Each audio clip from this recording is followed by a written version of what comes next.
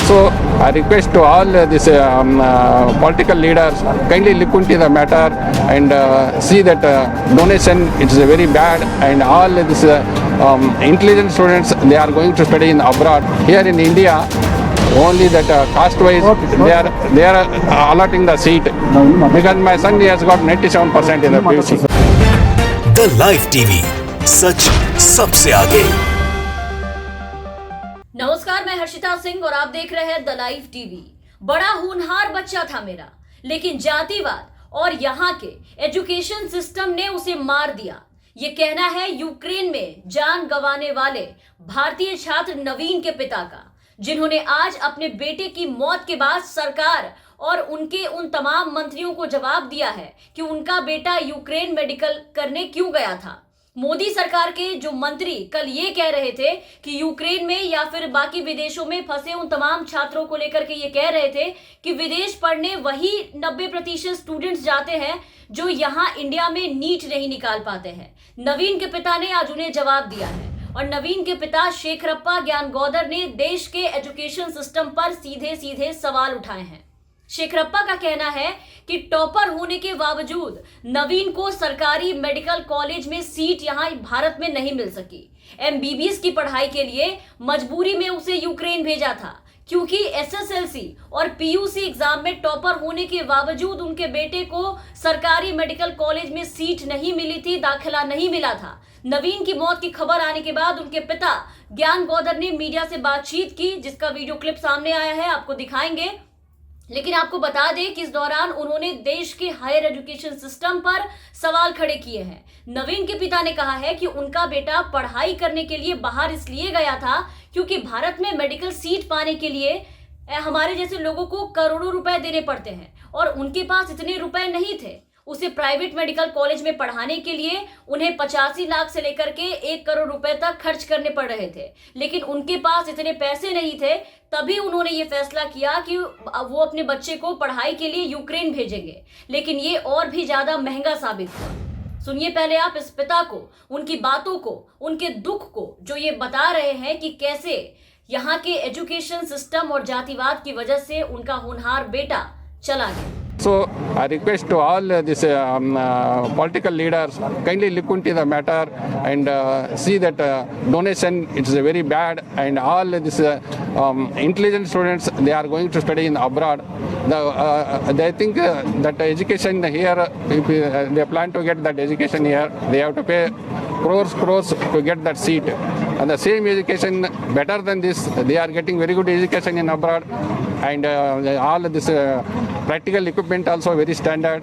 Here in India, only that caste wise they are allotting the seat, because my son, he has got 97% in the PUC. Okay, thank you, sir. तो सुना आपने, 97% लाने के बावजूद नवीन को एक seat यहां नहीं मिल सकी। उसे प्राइवेट मेडिकल कॉलेज में पढ़ाने के लिए 1 करोड़ रुपए चाहिए थे, जो उनके पिता के पास नहीं था, तो मजबूरी में उन्हें यूक्रेन भेजना पड़ा।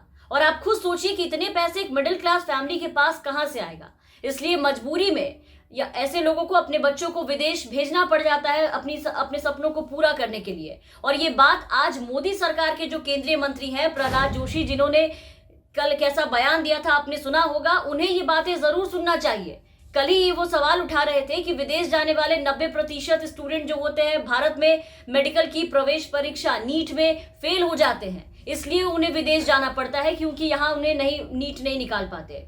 तो चलिए, मंत्री जी की बातें कुछ हद तक सही है कि हर किसी से नीट नहीं निकलता, लेकिन इन्हें कोई ये बताए कि भारत में इंटेलिजेंट स्टूडेंट्स को भी बाहर पढ़ाई के लिए जाना पड़ता है, क्योंकि देश में इन्हें मेडिकल सीट पाने के लिए इतने करोड़ों रुपए देने पड़ते हैं, जो कि हर किसी के पास नहीं होता है। और यहाँ हर कोई विधायक या मंत्री का बेटा तो है नहीं कि हर घर में करोड़ों की गड्डी या बंडल रखा है, लोग रख के सो रहे हैं, और जब उनके बच्चे को जरूरत पड़ी करोड़ों रुपए की गड्डियों से अपने बच्चों को डॉक्टरी पढ़ा दिया। मेडिकल कराने में करोड़ों रुपए खर्च हो जाते हैं। डोनेशन की स्थिति यहाँ बहुत खराब है, इसलिए इन बच्चों को कम पैसे खर्च करके विदेश में यही एजुकेशन, यहाँ से अच्छी शिक्षा यहाँ तक की बाहर मिल जाती है। इसलिए यहाँ से बच्चे मजबूरी में जाते हैं, माता पिता मजबूरी में भेजते हैं अपने बच्चों को बाहर। वहाँ के संस्थानों में प्रैक्टिकल इक्विपमेंट्स भी यहाँ से बेहतर है, और यहाँ भारत में तो कास्ट के बेस पर भी सीटें खूब अलॉट की जाती हैं। ये अलग समस्या है एक, जो स्टूडेंट्स की पढ़ाई में बाधा बन जाती है। लेकिन ये सारी जो चीजें हैं, ये सारी चीजें सरकार और उनके मंत्री जी को इतनी गहराई तक जो बातें हैं वो शायद समझ में नहीं आती है।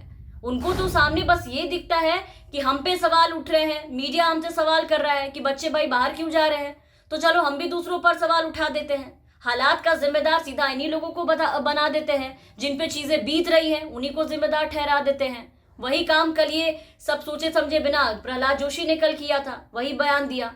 और वैसे भी आप देखिए तो 2014 से जब से भाजपा सरकार देश में आई है उसके बाद से इन्होंने अपना एक तरीका सेट कर लिया है, एक माहौल सेट कर लिया है, बना लिया है कि सरकार की हर नाकामी के लिए लोगों को ही जिम्मेदार ठहरा देंगे। सरकार पर सवाल उठे तो लोगों पर सवाल उठा दो, सीधा सीधा बात खत्म।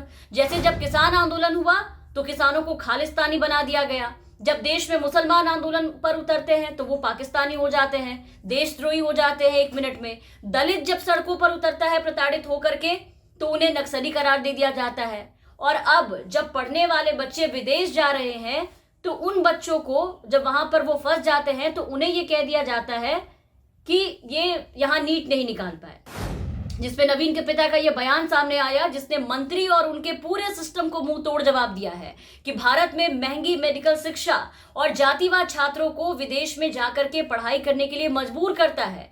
तभी ये बच्चे और उनके माता पिता यहाँ से विदेश कई समुंदर पार करके जो बच्चे जाते हैं उनको अपने से इतनी दूर भेजते हैं, इतने इतने सालों के लिए पढ़ाई करने के लिए। वरना किसी को शौक नहीं होता कि वो अपने बच्चों को अपने से दूर करे और इस तरीके से फिर उनको इस तरीके की खबर सुनने को मिले। लेकिन ये मंत्री जो भारत सरकार के हमारे मंत्री हैं वो बिना कुछ सोचे समझे इस तरीके के बयान देते फिरते हैं कि अपनी नाकामियों को छुपाने के लिए। जब उनसे ये सवाल किया जाता है कि भाई इतने सारे बच्चे बाहर क्यों जा रहे हैं पढ़ने के लिए, तो वो सीधा ये जवाब देकर के वहां से कन्नी कटाने की कोशिश करते हैं कि भारत का जो एजुकेशन सिस्टम है, जो नीट की परीक्षा होती है वो बहुत बच्चे नहीं निकाल पाते हैं, बच्चे नाकाम हो जाते हैं तो इसलिए बाहर चले जाते हैं, क्योंकि बाहर बहुत आसानी से दाखिला मिल जाता है और इनकी पढ़ाई पूरी हो जाती है। लेकिन किसी को ये नहीं बताएंगे कि यहाँ पर किस तरीके से पैसे खर्च होते हैं। जो एक मामूली परिवार का जो इंसान है, जो आम परिवार है, वो अपने बच्चों को पढ़ाना चाहे तो इतने ऊंचे स्तर पर नहीं पढ़ा पाता है। इस मजबूरी में जो पैसे उनके पास होते हैं उन पैसों से उन बच्चों को बाहर भेजा जाता है। तमाम खबरों और अपडेट्स के लिए बने रहे द लाइव टीवी के साथ। धन्यवाद। द लाइव टीवी, सच सबसे आगे।